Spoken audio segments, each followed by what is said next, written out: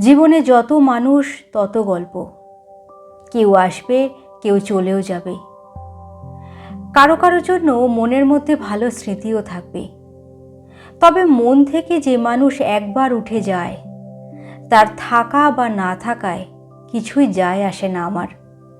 সে চলে যেতে চাইলে তাকে আটকেও রাখি না। আর কোনো অনুভূতি তখন তার জন্য কাজ করে না, না ভালোবাসা, না দুঃখ, না অন্য কিছু।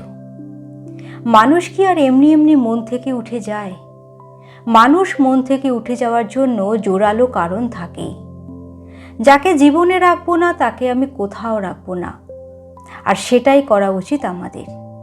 দেখবে কিছু মানুষ থাকে যারা জুতোর ভিতর ঢুকে যাওয়া ছোট্ট একটা কাঁকড় কণার মতো। জুতোর ভেতর থেকে বের না করে দিতে পারলে কিছুতেই শান্তি হয় না, তারপর আরামসে চলা যায়। কখনো কখনো নিজের ভালো থাকার জন্য নিজের ভিতরে থাকা মায়া নামক অদৃশ্য অনুভূতিটাকে লুকিয়ে ফেলতে হবে।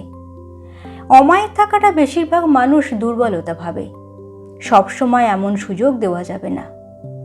একবার যদি মনকে বুঝিয়ে নিতে পারি সে আমার কেউ নয়, তখন দেখবে বুকের ভিতর জমাট থাকা দুঃখের বোঝাটা এক নিমেষে উধাও, যাকে বলে ম্যাজিক। সবাইকে মনে রাখতে হবে এমন দিব্যি তো কেউ দেয়নি। কখনো কখনো মন থেকে মানুষকে উঠিয়ে দিতে হয় শুধুমাত্র নিজের ভালো থাকার জন্য।